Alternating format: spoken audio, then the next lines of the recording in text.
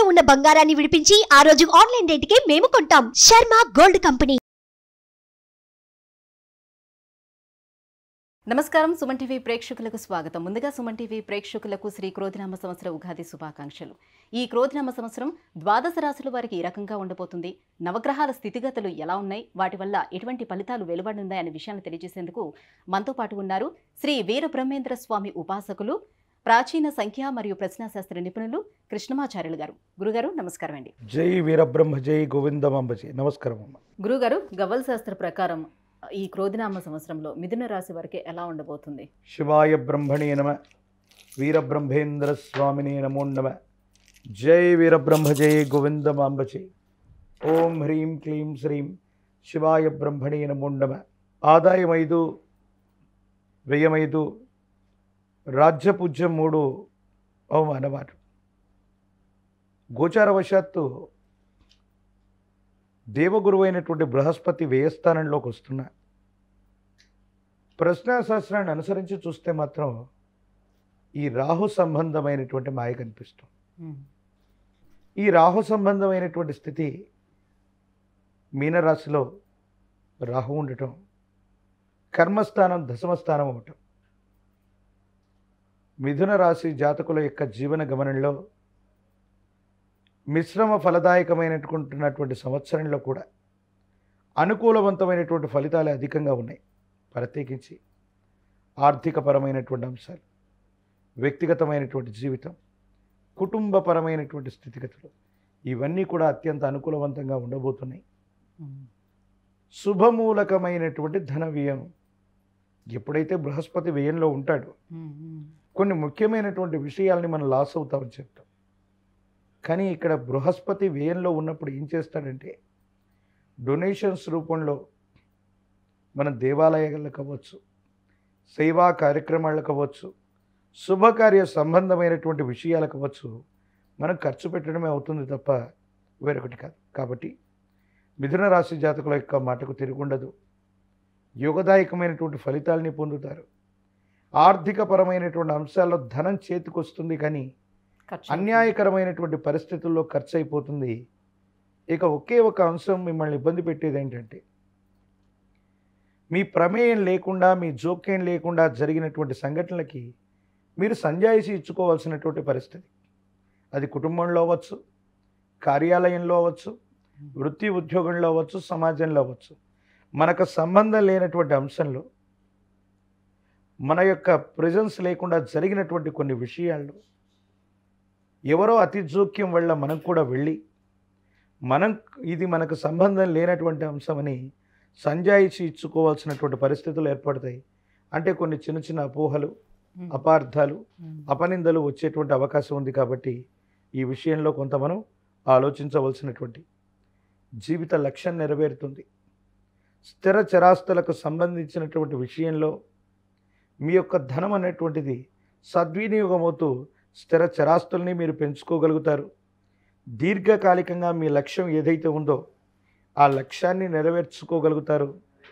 అనుకూలవంతమైనటువంటి దశలు రాబోతున్నాయి. యోగదాయకమైనటువంటి స్థితిగతుల్లో ఉంటారు.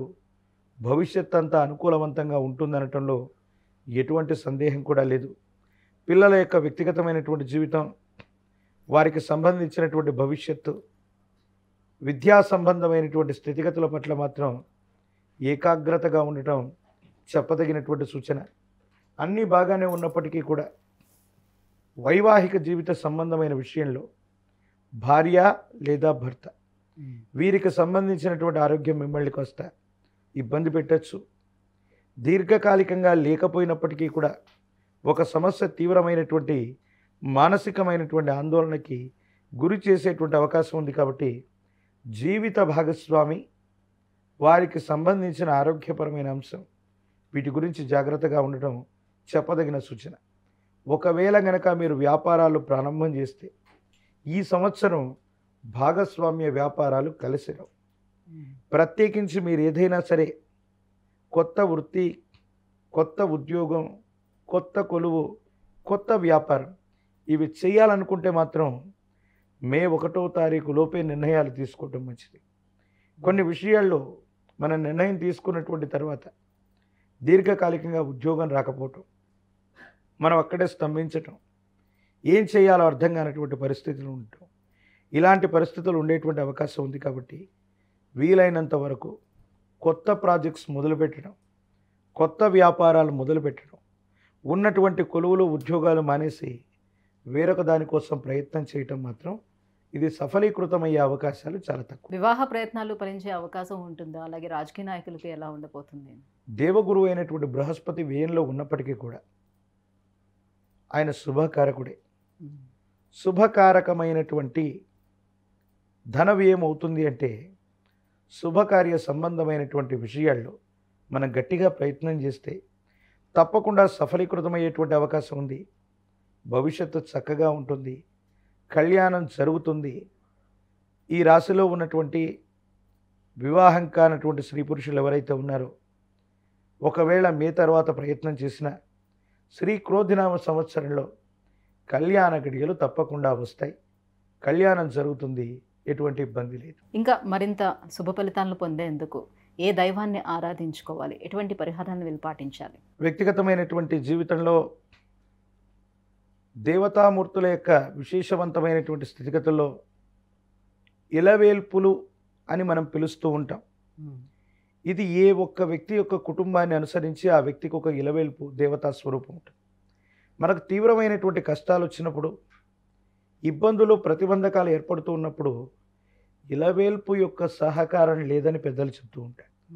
మీ కుటుంబానికి సంబంధించి ఇలవేల్పు దేవతా స్వరూపాలైనటువంటి లక్ష్మీ వెంకటేశ్వరుడు అవ్వచ్చు, లక్ష్మీ నరసింహ ప్రభు అవ్వచ్చు, లేదా విశేషవంతమైనటువంటి దేవతా స్వరూపం ఎవరైనా కావచ్చు. అటువంటి దేవతా స్వరూపాలని గనక విశేషంగా మీరు పూజిస్తే అనుకూలవంతమైనటువంటి ఫలితాన్ని మీరు తప్పకుండా పొందుతారు. అలాగే తాంత్రిక విధానం ఒకటి చెప్పబడింది.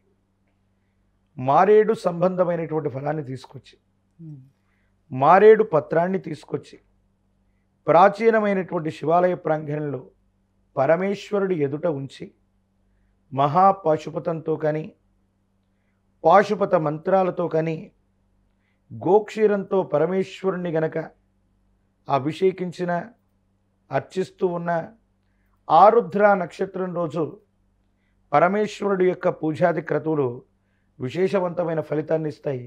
ఆ ఆరుద్ర నక్షత్రం కూడా మిథున రాశిలోనే ఉంటుంది. కాబట్టి ఎక్కడైనా ప్రాచీనమైన శివాలయ ప్రాంగణంలో పరమేశ్వరుడికి రుద్రాభిషేకాన్ని చేయించి మారేడు ఫలాన్ని మంత్రించి ఇంటి ప్రాంగణంలో తీసుకొచ్చి పెడితే శుభకారకుడైనటువంటి దేవగురు బృహస్పతి విశేషవంతమైన అనుకూలవంతమైన ఫలితాలను ఇస్తాడు. ఇబ్బందులు ప్రతిబంధకాలు తొలగిపోతాయి, భవిష్యత్ అంతా కూడా చక్కగా ఉంటుంది, ఎటువంటి సందేహం లేదు. గురుగారు, ఈ క్రోధినామ సంవత్సరం మిథున రాశి వారికి ఎలా ఉండబోతుంది ఏంటనే విషయాన్ని తెలియజేసినందుకు ధన్యవాదాలండి. జై వీరబ్రహ్మ, జై గోవిందమాంబ జై. సుమన్ టీవీలో మీ పర్సనల్ అండ్ బిజినెస్ ప్రమోషన్స్ కోసం కింది నెంబర్కి కాంటాక్ట్ చేయండి.